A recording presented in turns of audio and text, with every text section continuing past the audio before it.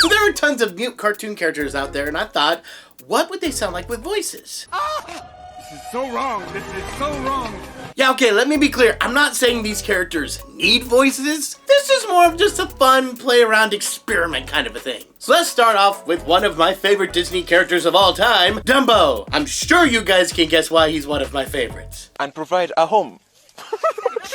So one of the reasons why Dumbo doesn't talk in the first place is because he's literally just born. So yeah, I don't want to lose that aspect of him, so I definitely want to keep the voice very young. I'm probably not the best one to be doing this because my child voices in the past have not been great. That's the understatement of the year. So I definitely want to keep the voice small and young, but not too small because we already have Timothy, and I don't want that voice to like conflict with him. I want, if Timothy's talking, you to know that's Timothy, and then when Dumbo's talking, you know that's Dumbo. And I want the voice lower than Timothy's, but not by a lot, because Dumbo's still an elephant, but a baby. And I don't want him to have a really good like handle on English vocabulary because he is a baby. So I think with that we can come up with a voice.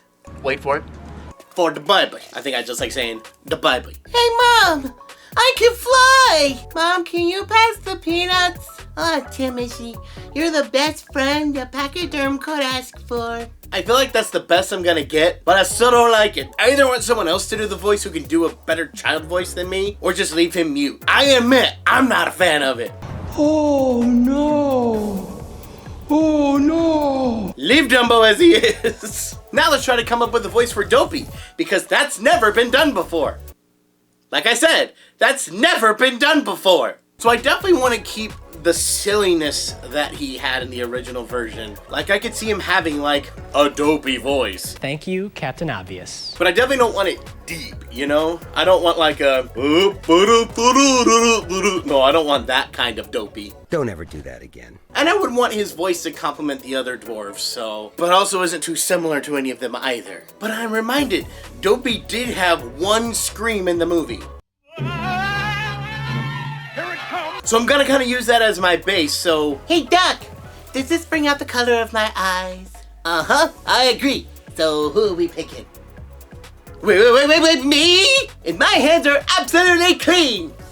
Clean! I don't love this voice for him, but I like it a lot better than Dumbo's voice. So Dopey, stay mute. Hey there, hope you guys are enjoying the video. If you guys like any of these, let me know in the comments, or do you agree with me that these characters should probably stay silent? Also, if you've been missing movie reviews and trailer reactions and all sorts of rankings and stuff like that, go check them out on Brian Home Movie Reviews. We've got new stuff coming out every week. Next, we have Tom from Tom and Jerry. I chose to only do Tom and not Jerry because, yes, these characters have talked a bit in the shorts, and yes, they both talked in the Tom and Jerry movie back in the 90s. But whereas I thought Jerry's voice really worked, if you had to give him a voice, I still prefer a mute. Tom's, he was just Richard Kind. Is there no end to your madness? Now don't get me wrong, Richard Kind is not a bad voice actor, and he did a good job, but when you're making voices for mute characters, it's not easy, as I'm really learning in this video. But I feel like Tom should have something that's a little bit more like his own identity.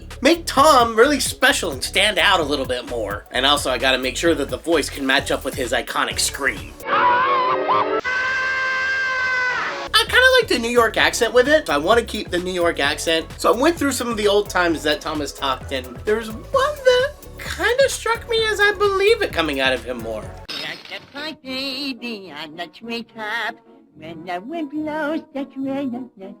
So I want to use that voice as my base, take in like the New York accent from the movie, and I guess kind of make a voice with that. Oh, come here, you little pipsqueak. Let me show you the true meaning of a cat's meow. You know what? I could see something there.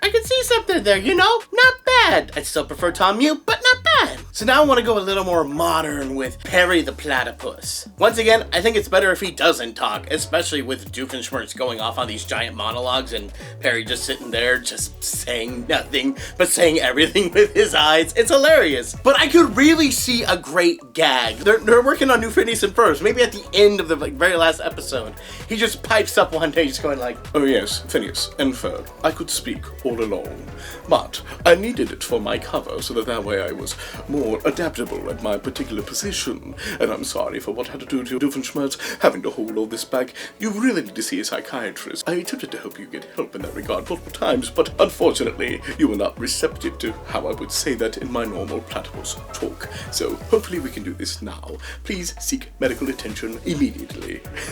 Is it a little on the nose? Yes, kind of making the secret agent kind of have like a James Bondish voice. Sure, but, you know, just because it's on the nose doesn't mean it's not funny.